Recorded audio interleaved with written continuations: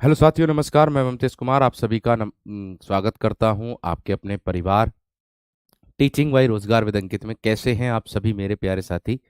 उम्मीद करूंगा आप बहुत अच्छे होंगे, एकदम बेहतरीन, एकदम लाजवाब, जानदार, शानदार, गजब होंगे।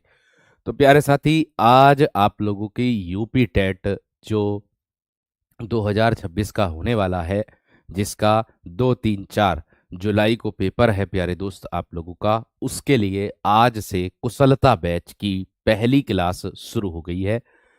जो सभी क्लासेस आपकी अपने दिए गए समय पर होंगी, टीचिंग बाई रोजगार विद अंकित यूट्यूब चैनल पर ही, ठीक है।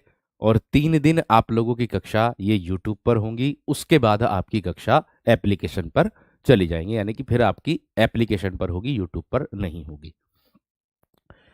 बड़माला का टॉपिक है प्यारे दोस्तों हमारा, ठीक। उससे पहले मैं आप लोगों को क्या है टाइम टेबल बता देता हूं। क्या है टाइम टेबल आप लोगों का?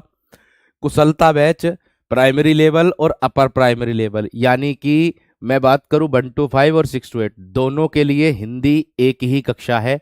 परेशान ना होना, सिलेबस दिखाऊंगा दोनों का, चिंता मत करना। हिंदी सुबह 8 बजे से आप लोगों की कक्षा होगी, ठीक है। उसके बाद 10 बजे से आपकी बायोलॉजी की, ठीक। 10 बजे से ही आपकी पॉलिटी की, यानी कि जो आर्ट साइड वाले हैं, कला वर्ग वाले, वो पॉलिटी पढ़ेंगे, और जो साइंस वर्ग वाले हैं वो बायोलॉजी पढ़ेंगे। केमिस्ट्री बायोलॉजी के बाद होगी। फिजिक्स 3 बजे होगी, और सीडीपी 11 बजे। मैथ्स जो होगा वो 12 बजे होगा। हिस्ट्री और ज्योग्राफी ये 16 मार्च से आपकी शुरू होंगी, ठीक। इंग्लिश और संस्कृत जो भी आप भाषा चयन करो सेकंड लैंग्वेज में, तो भाई वो आपकी शाम 4 बजे, और ईबीएस की कक्षा शाम 8 बजे आप लोगों की होगी। ये है आप लोगों का टाइम टेबल आज का कुशलता बैच का, और यही टाइम टेबल आपका एप्लीकेशन पर भी रहेगा, ठीक है। ये ध्यान रखना। आगे देखो, ये है कुशलता बैच। प्यारे दोस्तों, मैं बात करूं upper primary level 6 to 8, TET 20 आप लोगों का कूपन कोड होगा। 25 तारीख आज है, आज से ही कक्षा शुरू है आप लोगों की। 17 तारीख से रजिस्ट्रेशन शुरू हो गए थे। इसके अंतर्गत क्या क्या मिलेगा? लाइव क्लासेस मिलेंगी। अगर आप समय पर लाइव क्लास नहीं देख पाते हो तो वो बाद में आप रिकॉर्डेड फॉर्म में देख सकते हो अपने समय अनुसार। डाउट ग्रुप मिलेगा मिलेगा टीचर से डायरेक्ट कनेक्ट रहोगे आप, ठीक। क्लास नोट्स पीडीएफ मिलेंगे, बोर्ड पीडीएफ भी मिलेगी और हैंड रिटन भी मिलेगी, 2 पीडीएफ मिलेगी आप लोगों को, ठीक है। मॉक टेस्ट मिलेगा, और टीचर का एक्सपीरियंस का आपको अनुभव पहले से ही है, और आपको डेमो में ही अंदाजा लग जाएगा, ठीक है। और ये 3 दिन डेमो रहेगी, और ऑफर भी आपका 3 दिन तक ही रहेगा, यानी कि 25, 26, 27 तक आपका ऑफर रहेगा। उसके बाद आपको जो बैच पड़ेगा वो 499 का पड़ेगा। ये चीज का ध्यान रखना। क्लास जीएस में अगर मैं बात करूं तो बाइलिंगुअल होगी, आप इस बात से चिंता ना करें। आगे, यह है प्राइमरी लेवल, सेम है इसमें भी। टेट 20 आप लोगों को लगाना है, ठीक है। इतना ध्यान रखना है। और मैं आप लोगों को प्यारे दोस्तों सिलेबस और दिखा देता हूं। यह है आपका प्राइमरी लेवल का सिलेबस। तो प्राइमरी लेवल का सिलेबस क्या कहता है? देखो, प्राइमरी लेवल में अनुच्छेद मिलेगा, अपठित अनुच्छेद। हिंदी वर्णमाला जो आपकी शुरुआती है, स्वर व्यंजन, वर्णों के मेल से मात्रिक और अमात्रिक शब्दों की पहचान, वाक्य रचना, हिंदी की सभी ध्वनियों के परस्पर अंतर की जानकारी, विशेष रूप से से ये जो वर्णमाला के अंतर्गत आएगा। हिंदी भाषा की सभी ध्वनियों और वर्णों अनुसार अनुनासिक चंद्रबिंदु में अंतर, संयुक्ताक्षर और अनुनासिक ध्वनियों में प्रयोग से बने शब्द, यानी कि ऐसे शब्द, ये सब वर्णमाला में ही आप लोग करा दिए जाएंगे।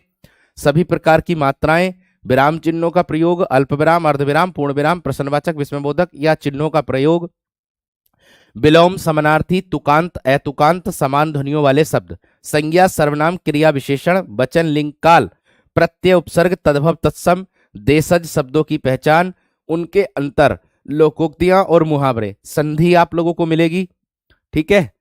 वाच्य, समास, अलंकार के भेद, कवि एवं लेखकों की रचनाएं रचनाएं भी आपको मिलेगी।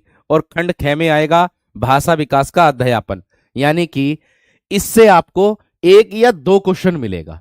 यानी कि अगर मैं बात करूं पेडागोजी जो आती है आपकी, अधिगम और अर्जन, 1 या 2 क्वेश्चन, 30 क्वेश्चनों में से 1 या 2 क्वेश्चन मिलेगा बस आपको।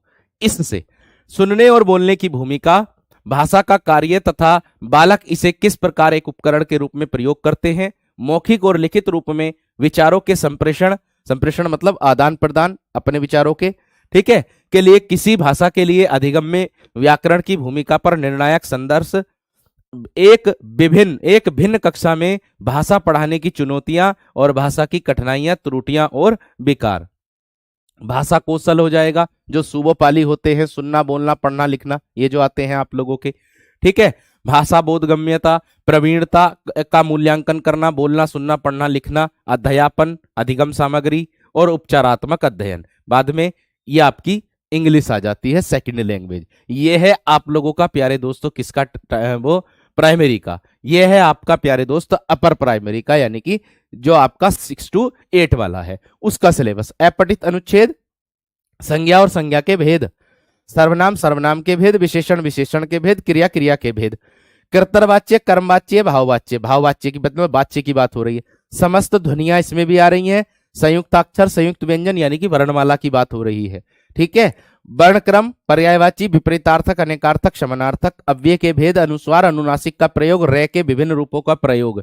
3 प्रकार का होता है रे का प्रयोग, मैं आपको बताऊंगा वर्णमाला में ही। वाक्य निर्माण, सरल संयुक्त और मिश्रित, विराम चिन्हों की पहचान, उपयोग, लिंग वचन काल, ठीक है, तद्भव तत्सम, देशज विदेशज, उपसर्ग प्रत्यय, शब्दयुग्म, समास विग्रह, मुहावरे लोकोक्ति, क्रिया संधि, अलंकार और भाषा का अध्यापन। वही बात पेडागोजी वाली। तो पेडागोजी का 1 या 2 क्वेश्चन मैंने आपको बताया है। अधिगम अर्जन, भाषा अध्यापन के सिद्धांत, सुनने और बोलने की भूमिका, भाषा का कार्य, ठीक है, मौखिक और लिखित रूप से विचारों के संप्रेषण, एक भिन्न कक्षा में भाषा पढ़ाने की चुनौतियां सेम है, यानी कि पेडागोजी तो आपकी सेम है, जो है ऊपर प्राइमरी की वही इसकी है, ठीक। ये है आप लोगों का सिलेबस जो मैंने आप लोगों को दिखाया है। अब मैं शुरू करता हूं। सबसे पहले प्यारे दोस्तों हमारा जो टॉपिक है वो है वर्णमाला का। इस वर्णमाला के टॉपिक को बड़े बेहतरीन तरीके से हम लोगों को समझना है, ठीक है। कोई भी विद्यार्थी अगर कोई भी बात पूछता है तो परेशान होने की आवश्यकता नहीं है। देखो हेडर पे मैंने सारी चीजें लिख दी हैं जिसमें आपका कोई डाउट नहीं बनेगा। प्राइमरी लेवल, अपर प्राइमरी लेवल, ठीक है, दोनों के लिए कक्षा है, ऊपर लिखा है सब, परेशान होने की आवश्यकता नहीं है। कॉम्बो बैच नहीं होगा तो आपको मैं पहले ही बता रहा हूं, कॉम्बो के चक्कर में अपना समय नष्ट ना करें प्यारे दोस्तों। अगर कॉम्बो भी होगा, मान लीजिए अगर कॉम्बो करा दिया जाए तो भाई कॉम्बो भी उतनी ही फीस में बैठेगा, ठीक है। तो इसीलिए दोनों बैचों को अलग अलग करके लिखा गया है, क्योंकि किसी के पास बीटीसी है, किसी के पास बीएड है, और कॉम्बो की परेशानी उसी को है जिसने दोनों डिग्री कर रखी होंगी, ठीक है, वही कॉम्बो की डिमांड करा। तो भाई दोनों सेम फीस में है, कोई दिक्कत वाली बात नहीं, ठीक है। चलिए मैं बात करूंगा प्यारे दोस्तों हिंदी शब्द की। सबसे पहले मैं बात करूंगा किसकी, हिंदी शब्द की। देखिए हिंदी जो शब्द है मेरे दोस्त आप लोगों का, ये आया कहां से, कैसे बना, किसके द्वारा बना, और हिंदी हमारी क्या है। देखिए हिंदी जो है हमारी राजभाषा है।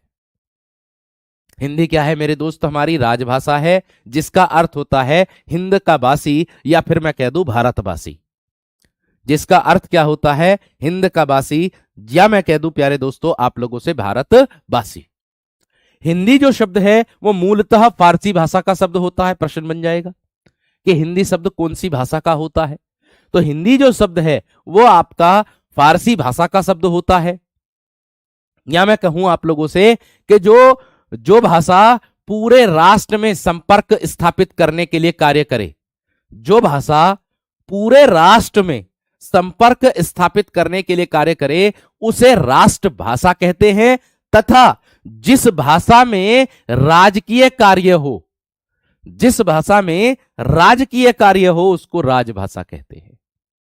उसको क्या कहते हैं, राजभाषा कहते हैं। ये जो बात मैंने मौखिक रूप से बताई है, इसको भी प्यारे दोस्तों मैं आपको लिखित रूप से भी दूंगा। एक एक लाइन जो मुखारविंद से निकल रही है वो सारी लाइन आपको हाथ से लिख करके बताऊंगा। हिंदी जो है इसकी निष्पत्ति जो की थी वो किसने की थी, ऐसा प्रश्न भी आ जाता है और पूछा भी गया है। आपके एग्जाम में ना पूछा, किसी अन्य एग्जाम में पूछा गया। ईरानियों के द्वारा, क्योंकि ईरानी जो लोग हैं वो सै का जो उच्चारण करते हैं वो करते हैं है। सिंधु नदी को वो हिंदू बोलते हैं, हिंदू से बना हिंद और हिंद से बनी हिंदी। इस तरीके से इसका निर्माण मेरे दोस्त हुआ है।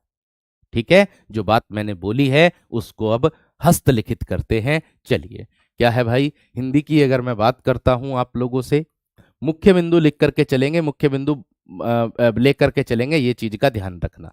हिंदी मूलतः, हिंदी मूलतः फारसी भाषा का शब्द है, फारसी भाषा का शब्द है। क्लियर इतना? हिंदी हमारी राजभाषा है, हिंदी हमारी, दिखाई तो सबको दे रहा है, हिंदी हमारी राजभाषा है, हिंदी हमारी राजभाषा है, जिसका अर्थ है, जिसका अर्थ, जिसका अर्थ है हिंद का वासी, जिसका अर्थ है हिंद का वासी या भारतवासी, या भारतवासी, जिसका अर्थ है हिंद का वासी, या फिर मैं कह दूं प्यारे दोस्तों भारतवासी। जो भाषा पूरे राष्ट्र में संपर्क स्थापित करने के लिए कार्य करे। लिखो, अगला मुख्य बिंदु क्या है भाई, जो भाषा, जो भाषा, वर्णमाला में इस बार परिवर्तन हुआ है, और क्या परिवर्तन हुआ है वो भी मैं आप लोगों को बताऊंगा, ये चीज का ध्यान रखना। ठीक है, जो भाषा पूरे राष्ट्र में संपर्क स्थापित करने के लिए, जो भाषा पूरे राष्ट्र में, पूरे राष्ट्र में संपर्क स्थापित, संपर्क स्थापित, संपर्क स्थापित करने के लिए, करने के लिए कार्य करे, करने के लिए कार्य करे। मैंने क्या कहा, जो भाषा पूरे राष्ट्र में संपर्क स्थापित करने के लिए कार्य करे उसे राष्ट्रभाषा कहते हैं। उसे क्या कहते हैं? उसे राष्ट्रभाषा कहते हैं। उसे एक एक चीज राष्ट्रभाषा कहते हैं। एक एक चीज आपको वर्णमाला में क्लियर हो जाएगी। कभी भी एक चीज का और ध्यान रखना, मैं आपके लिए इसमें क्या करने वाला हूं, खास ये सूचना आप लोगों को दे देता हूं। जैसे ही आप लोगों का हिंदी का टॉपिक पूर्ण होगा मेरे दोस्त, मेरी बात पर ध्यान देंगे सभी विद्यार्थी, जैसे ही आप लोगों का वर्णमाला का टॉपिक पूर्ण होगा, वर्णमाला के टॉपिक के तुरंत बाद आप लोगों को मेरी तरफ से वर्कशीट दी जाएगी। समझे कि नहीं बात? मैंने क्या कहा, जैसे ही आप लोगों का हिंदी का टॉपिक पूर्ण होगा, मतलब वर्णमाला का टॉपिक पूर्ण होगा, कोई सा भी टॉपिक हो वो पूर्ण हो जाएगा, तब फिर मेरी तरफ से आप लोगों को वर्कशीट दी जाएगी, और उस वर्कशीट के माध्यम से आप अपनी तैयारी को और मजबूत बना देंगे। आप कहोगे वर्कशीट कहां मिलेगी भैया? वर्कशीट मिलेगी मेरे दोस्त आपको एप्लीकेशन पर। जैसे ही आप रोजगार विद अंकित एप्लीकेशन अपना कुशलता बैच खोलोगे, कुशलता बैच में खोलने के बाद जहां हिंदी पर आप टिक करोगे, हिंदी में सबसे ऊपर वर्कशीट लिखी हुई आएगी। अभी नहीं मिलेगी, जब मिलेगी जब मैं इसको पूर्ण करा दूंगा, ये चीज का ध्यान रखना। और इतना मैं विश्वास दिलाता हूं, अगर हिंदी आप पढ़ोगे यहां से, तो प्यारे दोस्तों मैं विश्वास के साथ कहता हूं कि आप 30/30 स्कोर करके आओगे। यह मैं पूर्ण विश्वास के साथ कहता हूं, क्योंकि आपका जो स्तर आता है हिंदी का बहुत ही एक आसान रूप में आता है। यह चीज का ध्यान रखना। जो पढ़ करके जाएगा वो 100% सफल होगा और 30/30 स्कोर करके आएगा, यह मैं वादा करता हूं इस मंच से। ये मैं विश्वास दिलाता हूं, क्योंकि मैं इसलिए बता रहा हूं क्योंकि प्यारे दोस्तों आप टॉपिक पढ़ने के बाद प्रीवियस ईयर लगा लेना, आपको वहीं पर अंदाजा हो जाएगा कि हाँ जो भैया पढ़ा रहे हैं बिल्कुल सेम हमारे लिए फायदेमंद है। इस चीज का ध्यान रखना। ठीक है, ये मैं विश्वास दिलाता हूं आपको। जो बच्चे जानते हैं उनको पहले से ही पता है, जो नहीं जानते उनको एक मैं विश्वास दिलाता हूं, आश्वस्त करता हूं, आप पूर्ण विश्वास के साथ कुशलता वैसे से जुड़ सकते हैं। और प्रत्येक टीचर बहुत मेहनती है, ये चीज का ध्यान। ठीक है भैया, चलिए, ये राष्ट्रभाषा कहते हैं। अब राजभाषा किसे कहेंगे? तथा मैं कह दूं, जिस भाषा में राजकीय कार्य हो, और जिस भाषा में, और जिस जिस भाषा में राजकीय कार्य हो,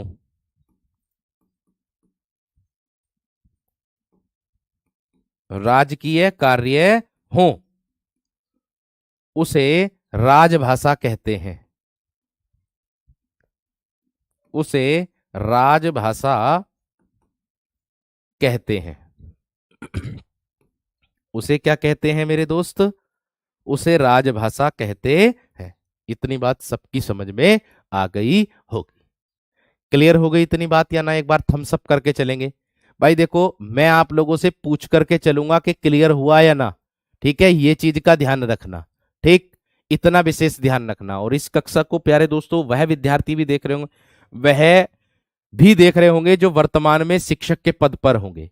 तो आप निश्चिंत रहें, निश्चिंत रूप से आप, विश्वास के साथ कहता हूं, आप अगर यूपी टेट दे रहे हैं, क्योंकि उनको 2 वर्ष की अवधि दी गई है कि 2 वर्ष में आपको जो है यूपी टेट पास करना है, जो जिनके रिटायरमेंट में भी 5 साल बाकी हैं, या अगर किसी को पदोन्नति लेनी है तो उसके लिए भी टेट पास होना चाहिए।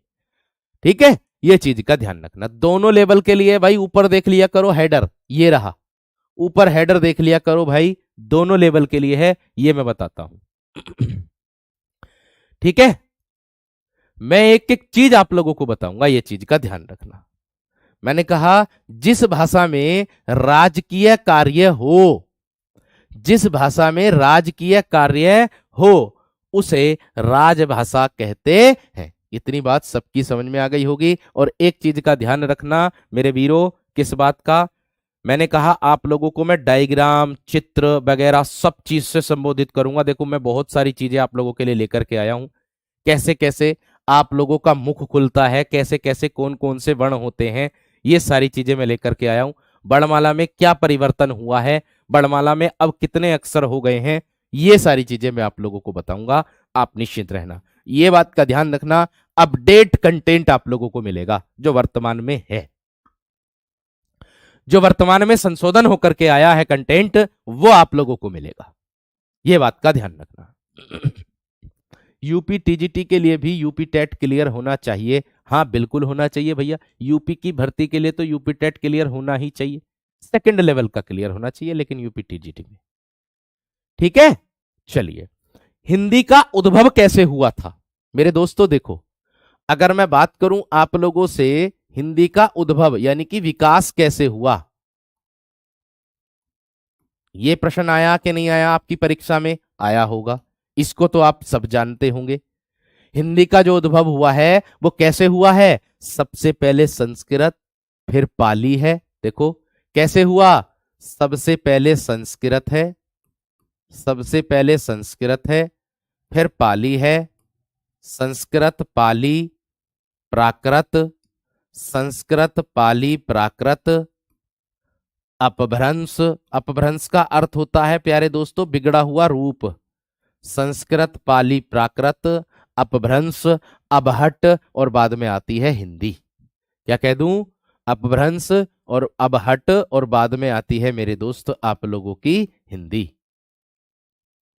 ये है इसका सही क्रम। एक तो ये वाला भी सही क्रम है, एक सही क्रम आता है, इस तरीके से भी पूछा जाता है, वैदिक संस्कृत, लौकिक संस्कृत।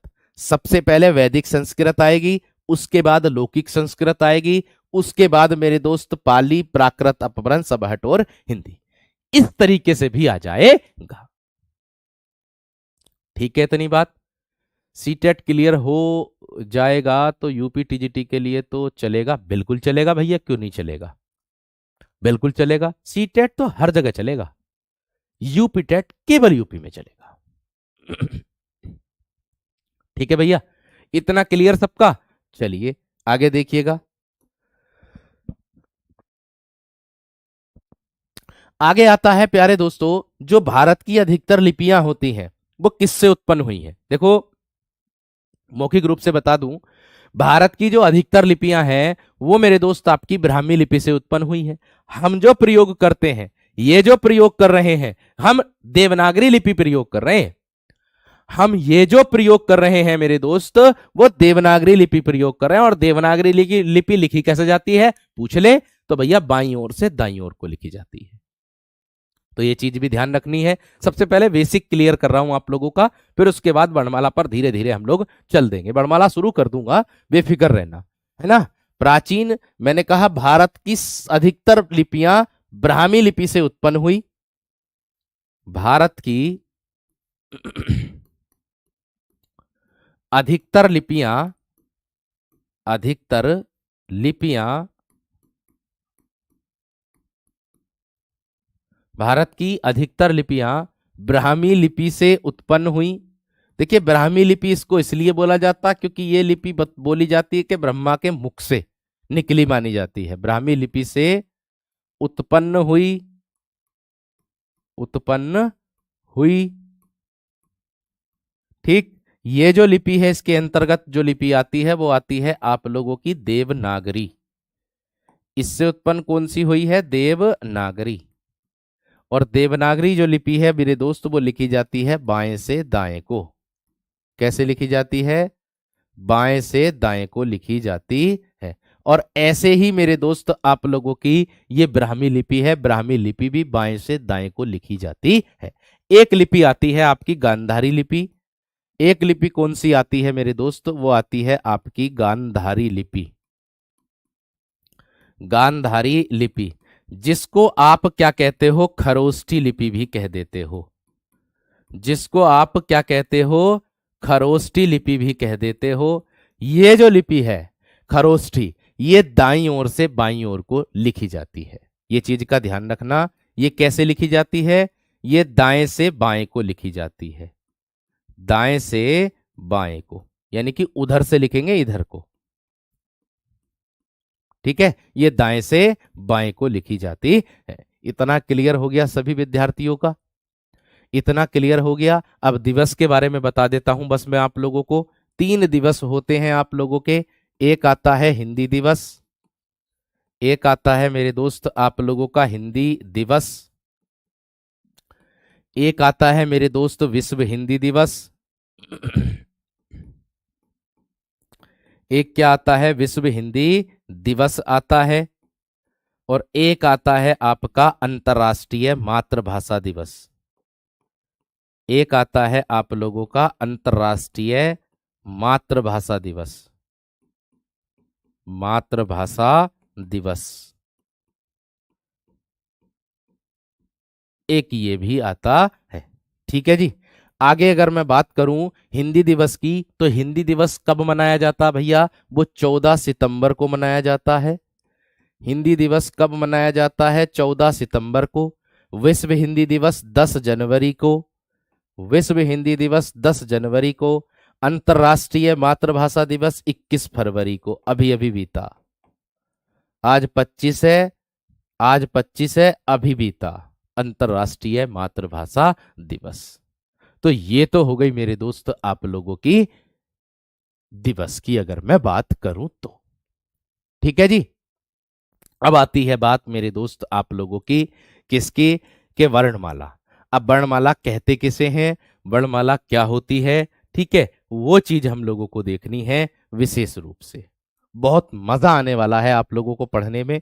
ये कहोगे कि वर्णमाला में अच्छा ये भी चीज होती है क्या, आज तक तो हमने नहीं पढ़ी थी। तो ये बात का ध्यान रखना। आपस में वार्तालाप मत करो बस। मैंने कहा आपस में वार्तालाप मत करो, बस केवल पढ़ने पे ध्यान दो, आपस में वार्तालाप मत करो। ठीक, तो देखो वर्णमाला,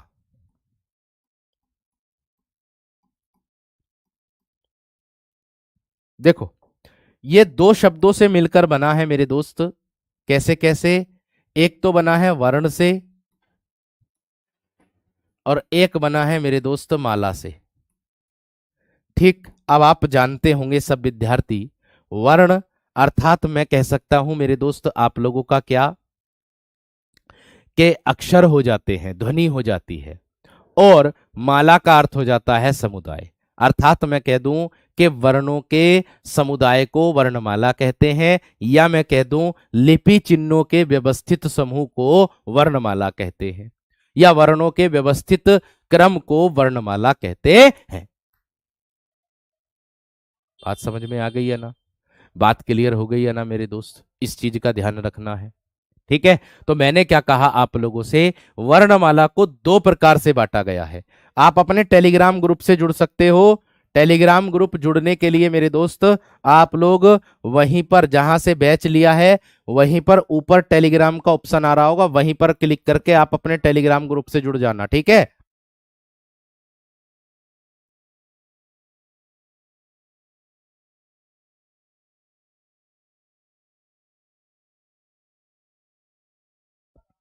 ठीक है, इतनी बात समझ में आ गई। तो भाई देखो, वर्ण यानी कि मैं कह दूंगा आप लोगों से ध्वनि की बात, और माला का अर्थ हो जाएगा मेरे दोस्त आप लोगों का समुदाय। अगर मैं इसकी परिभाषा की बात करूं, उससे पहले मैं आप लोगों को बता दूं, वर्णमाला को दो भागों में बांटा गया है। यानी कि वर्णमाला को दो रूपों में बांटा गया, एक किसमें, स्वर में, और एक बांटा है मेरे दोस्त व्यंजन में। एक किस में बांटा है, स्वर में, और एक किस में बांटा है मेरे दोस्त आप लोगों का व्यंजन में होता है। आप कहोगे वर्ण क्या, आप कहोगे व्यंजन क्या, स्वर क्या और व्यंजन क्या, दोनों चीजें बताऊंगा, दोनों क्लियर करूंगा। ठीक है, कि क्या होते हैं, ये चीज का ध्यान देना। तो भाई देखो, अगर मैं वर्णमाला की बात करूं तो वर्णमाला को दो भागों में बांटा, एक बांटा मेरे दोस्त आपका स्वर में, और एक बांटा मेरे दोस्त आप लोगों का व्यंजन में। एक किसमें बांटा, स्वर में, और एक बांटा है मेरे दोस्त आप लोगों का किसमें, व्यंजन में। आप कहोगे स्वर क्या है, व्यंजन क्या है? देखिए, स्वर को हम अच के नाम से भी जानते हैं, अच, स्वरों को हम अच के नाम से भी जानते हैं, और व्यंजन को मेरे दोस्त हम हल के नाम से जानते हैं, हल। हल का अर्थ होता है शुद्ध व्यंजन। हल का अर्थ क्या होता है मेरे दोस्त, शुद्ध व्यंजन। मैं कह दूं जिनका उच्चारण स्वतंत्र रूप से होता है।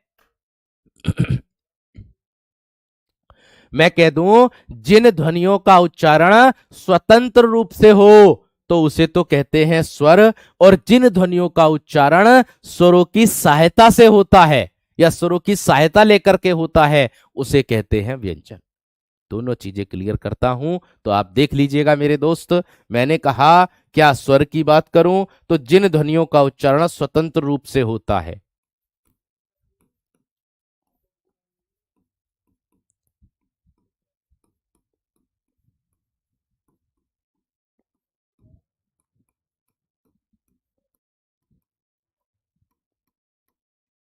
स्वतंत्र रूप से होता है,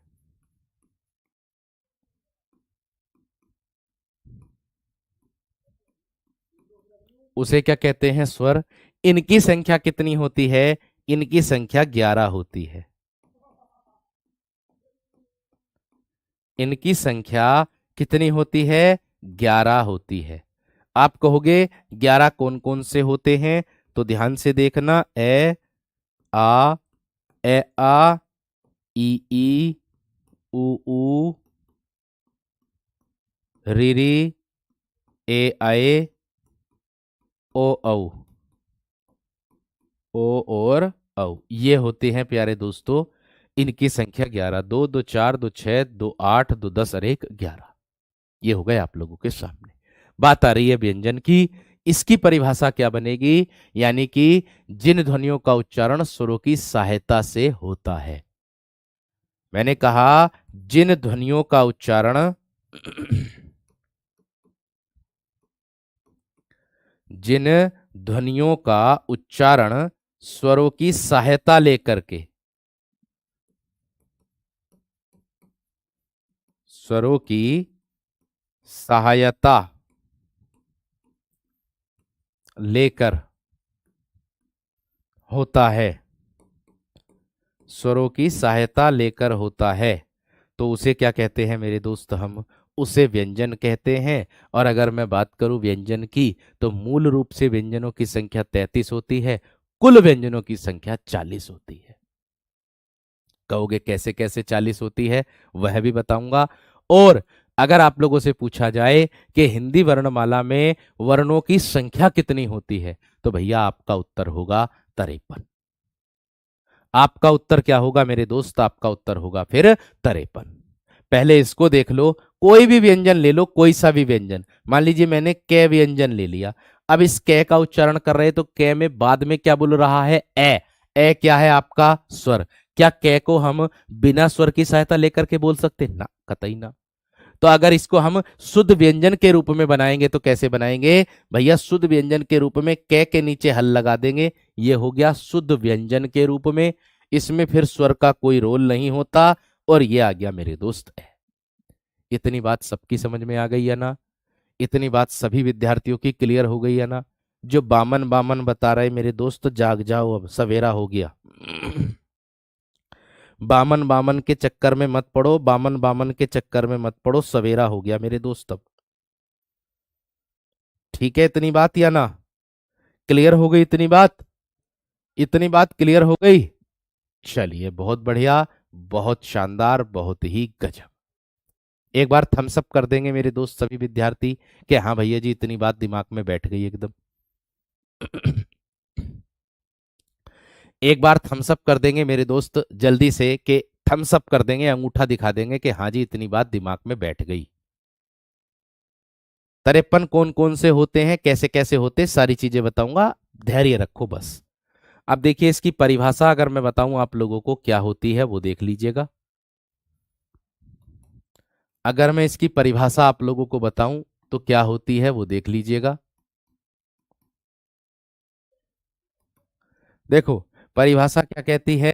परिभाषा कहती है आप लोगों की कि वर्णों के समुदाय को वर्णमाला कहते हैं। क्या बोलेंगे? वर्णों के समुदाय को, वर्णों के समुदाय को वर्णमाला कहते हैं।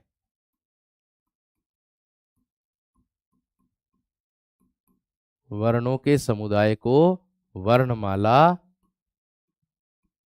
कहते हैं, या लिपि चिन्हों के व्यवस्थित समूह को वर्णमाला कहते हैं। ठीक है? या मैं कह दूं आप लोगों से मेरे दोस्त, कैसे? कि जो वर्णों का क्रमबद्ध समूह होता है ना, जो वर्णों का क्रमबद्ध समूह होता, कैसे लेकर के ज्ञानी तक, गे तक, वर्णमाला। और वर्णों का जो अव्यवस्थित समूह होता है वो वर्ण समूह को दर्शाता है। वर्णों का अव्यवस्थित समूह वर्ण समूह को दर्शाता है। लिख दो ये वाली बात। वर्णों का अव्यवस्थित समूह, वर्णों का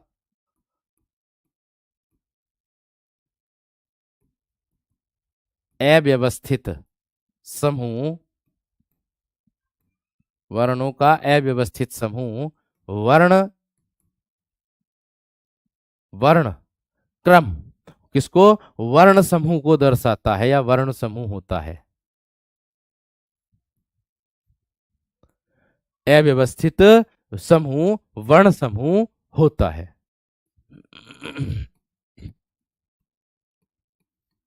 वर्ण समूह होता है। अब इससे संबंधित एक मुख्य बात आप लोगों को बता देता हूं, हेडिंग डाल करके सारी चीजें आप लोगों को लिखनी है। ठीक है? एक बार सभी विद्यार्थी अपनी कक्षा को मेरे दोस्त शेयर जरूर कर देना, मेरी बात पर ध्यान देना। एक बार सभी विद्यार्थी अपनी इस कक्षा को शेयर और लाइक तो जरूर कर देना। हर उस विद्यार्थी तक कक्षा को पहुंचा दो मेरे दोस्त, जो विद्यार्थी इस कक्षा को पढ़ना चाहता है, यूपी टेट पहली बार में क्लियर करना चाहता है। ठीक है? तो मैंने क्या कहा, अब एक एक चीज आप लोगों को ध्यानपूर्वक समझनी है। क्या? कि भैया भाषा की सबसे छोटी लिखित इकाई, ध्यान से समझना। मैंने कहा भाषा की सबसे छोटी लिखित इकाई कौन सी होती है? भाषा की, ऐसे प्रश्न आ जाते हैं भैया, भाषा की सबसे छोटी, सबसे छोटी लिखित इकाई, लिखित इकाई या भाषा की सबसे छोटी इकाई, ऐसे भी आ जाएगा मेरे दोस्त। ठीक है, या भाषा की सबसे छोटी, सबसे छोटी इकाई भैया कौन सी होती है? तो भाई देखो, भाषा की सबसे छोटी लिखित इकाई कह दो या सबसे छोटी इकाई कह दो, तो वो होती है आप लोगों की वर्ण। वो क्या होती है? आप लोगों की वर्ण होती है। लेकिन अगर मैं बात करूं भाषा की सबसे छोटी मौखिक इकाई या फिर भाषा की मूल इकाई के रूप में जानी जाती है, जो भाई देखो, जिसने एडमिशन भी ले लिया ना डिग्री में जिसने एडमिशन भी ले लिया ना डिग्री में, तो भैया वो विद्यार्थी भी यूपी टेट को दे सकता है और यूपी टेट उसका मान्य होगा। ठीक है, ये चीज का ध्यान रखना। क्लियर हो गई है ना? ठीक। ठीक है, भाषा की सबसे छोटी मौखिक इकाई,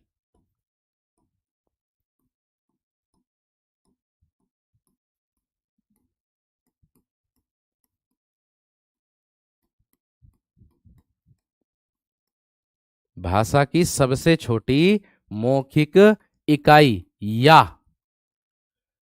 केवल इतना लिख देना, भाषा की मूल इकाई, केवल इतना लिख देना,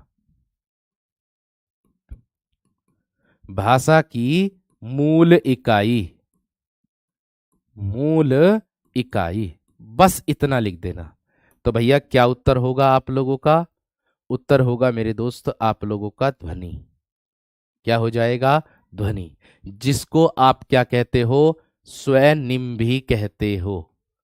जिसको आप क्या कहते हो मेरे दोस्त? स्वनिम्भी कहते हो। और भाषा की सार्थक लघुत्तम इकाई कौन सी होती है? एक विकल्प ये भी आ सकता है कि भाषा की सार्थक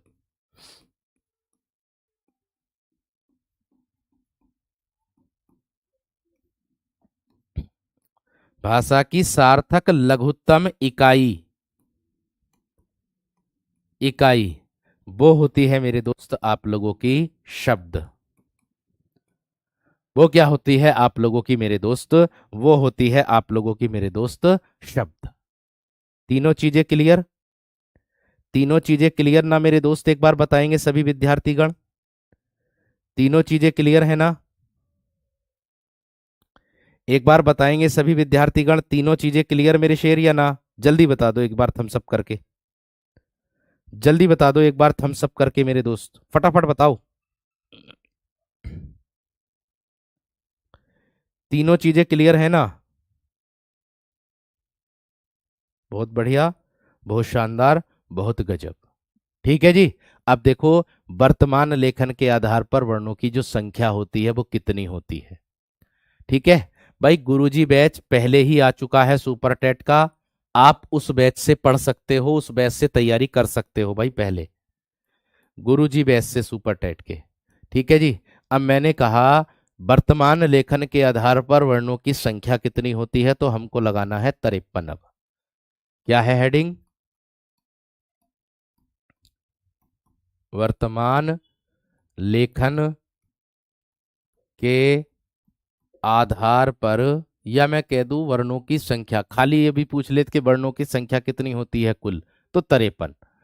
वर्तमान लेखन के आधार पर वर्णों की संख्या, वर्णों की संख्या, आपका उत्तर होगा भाई अब क्या? 53। आपका उत्तर क्या होगा अब? 53। आप कहोगे एक कहां से आ गया? आप कहोगे कि एक कहां से आ गया? सुपर टेट का बैच एप्लीकेशन पर ही जाकर के गुरुजी बैच के नाम से है। अधिक जानकारी के लिए मेरे दोस्त आप इस नंबर पे कॉल कर लीजिएगा, 98 18 48 और 91 47। आपको कोई भी समस्या आती है तो आप इस नंबर पे कॉल कर लेना, इस नंबर पे कॉल कर लेना।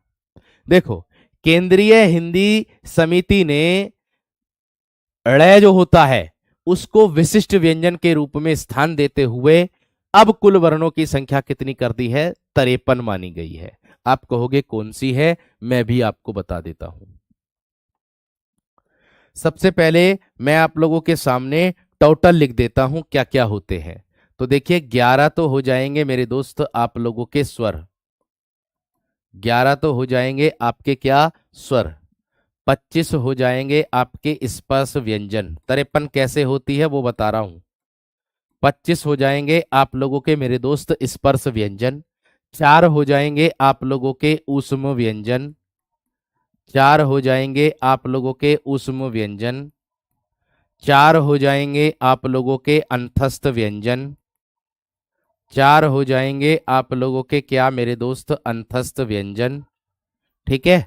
और 4 हो जाएंगे संयुक्त व्यंजन, 4 क्या हो जाएंगे? संयुक्त व्यंजन हो जाएंगे। मैं आप लोगों को सबको समझाऊंगा, ये वाले एक एक करके इनकी परिभाषा भी बताऊंगा, निश्चित रहना। 2 हो जाएंगे द्विगुण व्यंजन, 2 हो जाएंगे द्विगुण जिसको आप उत्क्षिप्त व्यंजन कहते हो, 2 हो जाएंगे आपके द्विगुण व्यंजन, और 2 हो जाएंगे अयोगवाह व्यंजन, 2 हो जाएंगे मेरे दोस्त अयोगवाह व्यंजन। क्या होते हैं? 2 अयोगवाह, अयोगवाह व्यंजन, 2 हो जाएंगे आप लोगों के अयोगवाह व्यंजन।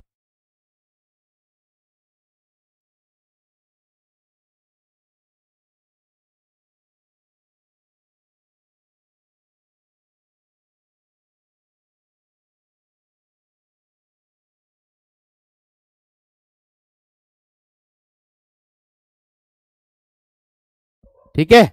और एक आता है मेरे दोस्त आप लोगों का विशिष्ट व्यंजन। एक क्या आता है मेरे दोस्त आप लोगों का? एक आता है विशिष्ट व्यंजन। अब इनका योग करोगे तो आपका क्या हो जाएगा? 53। अब इनका योग करोगे तो क्या हो जाएगा आप लोगों का? 53। बात समझ में आ गई? जूनियर प्राइमरी दोनों लेना है तब सर, हाँ दोनों ही ले सकते हो। प्राइमरी का अलग है, अपर प्राइमरी का अलग है, दोनों ले सकते हो, कोई दिक्कत वाली बात नहीं है। सेम फीस है, सेम फीस है मेरे दोस्त। इतनी बात क्लियर हो गई सबकी या ना? इतनी बात यहां तक सबकी क्लियर हो गई? चलिए बहुत बढ़िया। ये 53 हो गई। आप कहोगे कैसे? देखो आप लोगों को दिखा देता हूं मेरे दोस्त, वो केंद्रीय हिंदी निदेशालय ने जो जोड़ा है, एक और जो जोड़ा है, जो देखो केंद्रीय हिंदी निदेशालय ने जो जोड़ा है वो ये जोड़ा है। देखो ये रहा विशिष्ट व्यंजन आप लोगों का, ये रहा विशिष्ट व्यंजन, और इस तरीके से ये बनता है। ळ की तरह इसको बोला जाता, कुलकर्णी जो होता है ना, कुलकर्णी, उसमें लिखा जाता है ये इस तरीके से। राजस्थानी में प्रयोग भी होता इस तरीके से मेरे दोस्त, इस तरीके से है ये, इस तरीके से होता है ये है विशिष्ट व्यंजन। ये केंद्रीय हिंदी निदेशालय का ही मेरे दोस्त चार्ट है जो हिंदी मानकीकरण के रूप में आता है। बात समझ में आ गई है ना? इतनी इतनी बात सभी मेरे प्यारे वीरों की क्लियर हो गई है ना? एक बार जल्दी से बता दूं। इस विशिष्ट व्यंजन ये होता है इस तरीके से, ड़ की तरह बनता है, ये होता विशिष्ट व्यंजन। ये रहा। अब देखो एक चीज का भी विशेष ध्यान देना आप लोगों को। किस बात का? आप कहोगे किस बात का ध्यान देना सर? यहां देखो, मूल व्यंजनों की संख्या तो आपकी होती है 33, यहां देखना, मूल व्यंजनों की संख्या तो होती है आपकी 33। जब विशिष्ट व्यंजन आ गया है, अब कितनी हो गई है? अब 40 हो गई है। यानी कि व्यंजनों की कुल संख्या कितनी हो गई है? 40। विशिष्ट व्यंजन नहीं था तब कितनी थी? 39 थी। ये बात बहुत डीपली है, इस बात को बहुत विशेष तरीके से समझना मेरे दोस्त, आप सब विद्यार्थी। क्योंकि 25 तो आपके ऊपर वाली हो जाएगी, 25 और 4 29, है ना?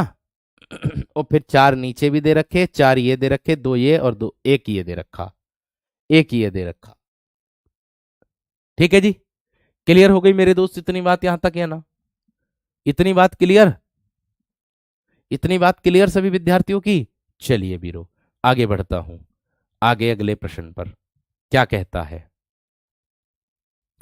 थम्स अप कर देना मेरे दोस्त यहां तक क्लियर हो गई हो तो बात, थम्स अप कर देना मेरे दोस्त अगर यहां तक क्लियर हो गई हो तो बात।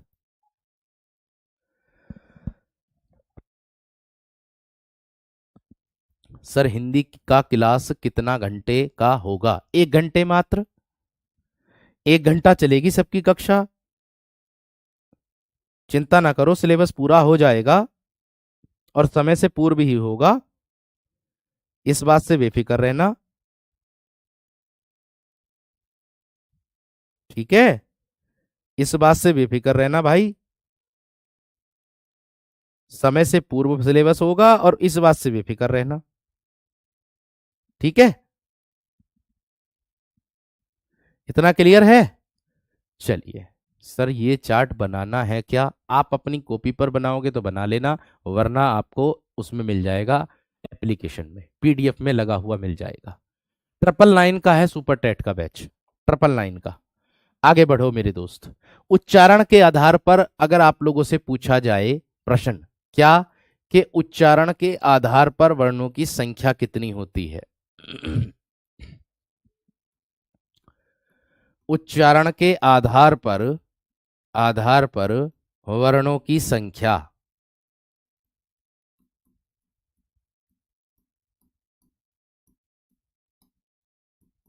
भाई देखो, उच्चारण के आधार पर अगर वर्णों की संख्या पूछी जाए तब आप लोगों का मेरे दोस्त 45 होगा। क्या होगा नंबर? 45। कहोगे कैसे? 10 तो हो जाएंगे स्वर आपके और 35 हो जाएंगे व्यंजन। 35 हो जाएंगे व्यंजन। आप कहोगे 35 कैसे कैसे कर दिया आप लोगों ने? आपने भैया 25 तो स्पर्श व्यंजन, 4 ऊष्म 4 अंतस्थ, 25 और 4 29 और 4 33, और 2 हो जाएंगे द्विगुण व्यंजन इसके अंतर्गत जुड़ जाएंगे। तो कितने हो गए मेरे दोस्त आप लोगों के? 35 और 10 45। ये है उच्चारण के आधार पर। एक आते हैं आपके कि कामता प्रसाद गुरु के अनुसार। एक आते हैं किसके अनुसार मेरे दोस्त? आपके कामता प्रसाद गुरु के अनुसार। कामता प्रसाद गुरु के अनुसार। कामता प्रसाद गुरु के अनुसार वर्ण। भाई देखो, अगर कामता प्रसाद गुरु के अनुसार आ रही है बात, तो भाई आपके होते हैं 43। इन्होंने 43 को संज्ञा दी है, और 43 कौन कौन से होते हैं वो चीज को ध्यान में रखना है आप लोगों को। 43 ये हैं आपके, क्या हो जाएंगे? 10 तो हो जाएंगे आप लोगों के क्या मेरे दोस्त? स्वर। 10 तो हो जाएंगे स्वर, और 33 क्या हो जाएंगे आपके? व्यंजन। 33 क्या हो जाएंगे मेरे दोस्त आप लोगों के? व्यंजन। ये हो जाएगा किसके अनुसार? ये हो जाएगा कामता प्रसाद गुरु के अनुसार। ठीक है। इतनी बात क्लियर सबकी? इतनी बात क्लियर सभी विद्यार्थियों की है ना? है? इतनी बात क्लियर? अब मैं प्यारे दोस्तों आप लोगों से, है ना, अब मैं आप लोगों से, सर आप बहुत अच्छा पढ़ा रहे हैं हिंदी, ऐसे ही पढ़ाएंगे हमारा यूपी टेट क्लियर हो जाएगा। बिल्कुल होगा, क्यों नहीं होगा? उसी के लिए तो हम पढ़ रहे हैं, उसी के लिए तो हम पढ़ रहे हैं। अब मैं आपको सबसे पहले स्वर के बारे में समझाऊंगा, टोटल स्वर के बारे में समझाऊंगा। पहले पहले स्वरों के बारे में पढ़ेंगे, फिर उसके बाद व्यंजन पर जाएंगे। ठीक है, एक बार मुझे थम्स अप कर दो, दिल भेज दो मेरे दोस्त कमेंट सेक्शन में, मुझे भी पता चल जाए कि आपका प्यारे दोस्तों सबको समझ में बड़ा बेहतरीन आ रहा है। दिल भेज दो मेरे दोस्त कमेंट सेक्शन में सब विद्यार्थी, जल्दी जल्दी। अब मैं स्वरों के बारे में पढ़ाऊंगा आपको। स्वर क्या होते हैं, कितने होते हैं, कौन कौन से होते हैं, उसके बारे में आप लोगों को पढ़ाऊंगा। सर 11 स्वर हैं, 10 स्वर बताए हैं, री को छोड़ा है। देखो, उच्चारण के आधार पर पूछेगा तब 10 लगाना, डायरेक्ट पूछेगा कि स्वरों की संख्या कितनी है तब 11 लगाना। क्योंकि मानकीकरण जो होती है, हिंदी जो होती है केंद्रीय हिंदी निदेशालय वाली, उसमें प्यारे दोस्तों आप लोगों के जो माने गए हैं वो आपके मेरे दोस्त 11 ही माने गए हैं। ठीक है जी, इतनी बात क्लियर हो गई? हाँ, भोलानाथ तिवारी के अनुसार 10 माने गए मेरे दोस्त। अभी आगे आगे बढ़ो तो सही, पढ़ो तो सही आगे। उच्चारण बोल दो या भोलानाथ तिवारी बोल दो, उसके अनुसार भी 10 है, दोनों के अनुसार 10 है। जिनका उच्चारण बिना अवरोध या विघ्न के होता है उसे स्वर कहते हैं, यानी कि जिनका उच्चारण स्वतंत्र रूप से होता है, जिनका उच्चारण जिनका उच्चारण स्वतंत्र रूप से होता है, जिनका उच्चारण स्वतंत्र रूप से, स्वतंत्र रूप से होता है, होता है, उन्हें क्या कहते हैं? स्वर। उन्हें स्वर कहते हैं।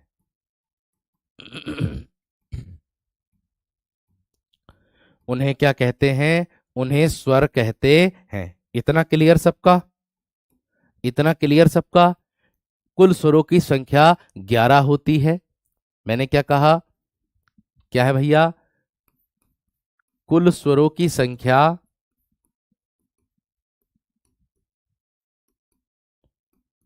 कुल स्वरों की संख्या 11 होती है।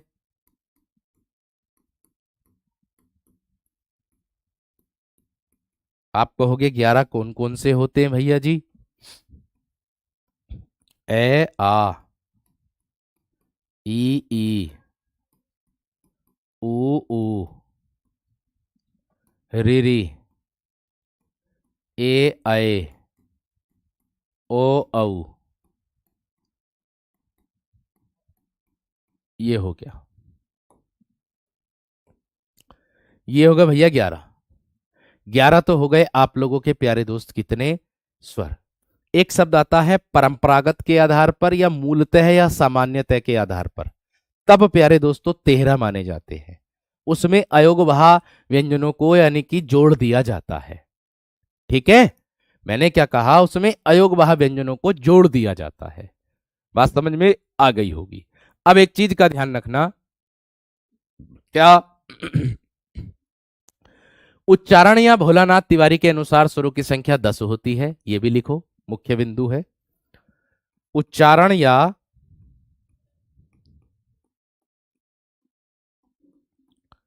भोलानाथ तिवारी के अनुसार, भोलानाथ तिवारी के अनुसार, भोलानाथ तिवारी के अनुसार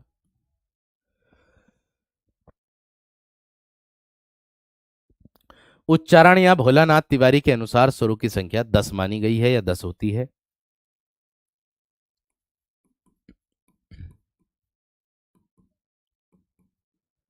स्वरों की संख्या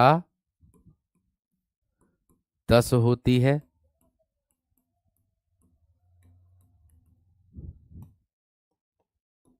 अब आप कहोगे 10 कौन कौन सी होती है?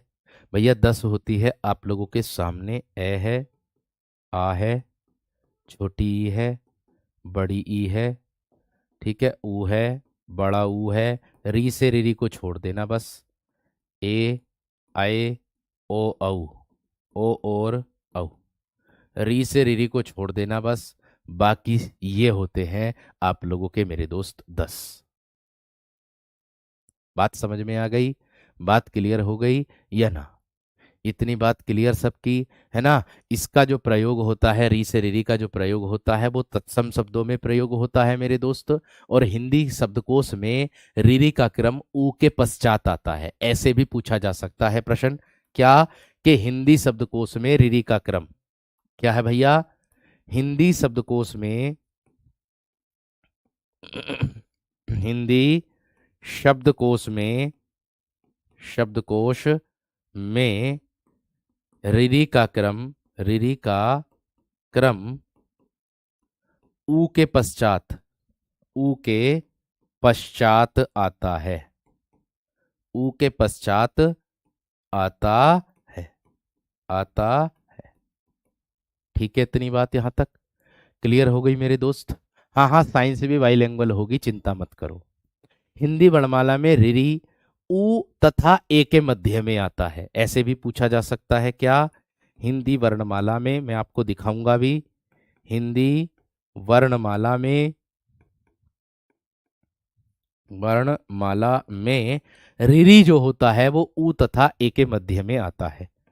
रीरी ऊ, बड़ा ऊ तथा ए के मध्य में आता है, मध्य में आता। आप कहोगे कहाँ आ रहा मध्य में? ये वाली बात तो सिद्ध कर दो।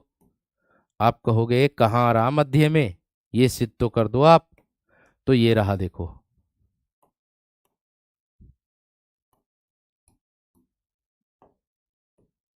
ये रहा, ये रहा मध्य में। आ रहा नहीं आ रहा मध्य में, बताओ, आ रहा है नहीं आ रहा मध्य में? ठीक है, इतनी बात इतनी बात समझ में आ गई, क्लियर हो गई? ठीक है। मात्राएं आई थी आपके उसमें, उसमें क्या बोलते हैं उसे, सिलेबस में मात्रा बताई थी, तो मात्रा के बारे में भी बता देता हूं आप लोगों को। मात्रा जो है वो भी प्यारे दोस्तों आप लोगों की इसी के अंतर्गत आएगी, यानी कि मात्रा कितनी होती है, 10 होती है। ठीक है, यहां से आगे को कल करेंगे। इतना मैं उम्मीद करूंगा आप सभी को बड़ा बेहतरीन तरीके से समझ में आया होगा। तो आपको देख लो, मैंने बताया है, देखो, री से रिरी जो होता है वो रे और ई के योग से मिलकर बनता है। रिरी का मात्रात्मक चिन्ह ये होता है, जैसे कृपया, पृष्ठ, इसमें मृत इत्यादि व्यंजनों में संयोग में होता है। हिंदी वर्णमाला में उ तथा ए के मध्य का स्वर होता है। हिंदी शब्दकोश में उ जो है उ के पश्चात आता है। इसका प्रयोग तत्सम शब्दों में होता है। ठीक है, इसका प्रयोग जो है वो तत्सम, हिंदी में क ख ग ज है तथा फ नुक्तायुक्त धनिया राजा शिव प्रसाद सितारे हिंद की देन है। ये भी पॉइंट है। इतना क्लियर हो गया हो तो एक बार थम्स अप कर देना। मिलता हूं आप लोगों से मेरे दोस्त कल की कक्षा में इसी समय अपने दिए गए निर्धारित समय पर। कक्षा कैसी लगी मुझे अपना प्रत्युत्तर जरूर दीजिएगा। मैं उम्मीद करूंगा आप सभी को प्रत्येक चीज, एक एक बात सारी क्लियर हो गई होगी और आज का जो डेमो है बड़ा शानदार आपको लगा होगा। ठीक है, मैं सारी चीजों को लेकर के चलूंगा। एक बार फिर से बता रहा हूं, यह है प्यारे दोस्तों आप लोगों का कुशलता बैच। और जैसे ही वर्णमाला का टॉपिक पूरा हो जाएगा उसके बाद तुरंत मेरे दोस्त मैं जो लेकर के आऊंगा आप लोगों के लिए, मैं लेकर के आने वाला हूं आप लोगों के लिए मेरे दोस्त, क्या, वर्कशीट दूंगा, जिससे आप अपना रिवीजन बड़े अच्छे तरीके से कर दोगे। ठीक है जी, नमस्कार, धन्यवाद, जय हिंद।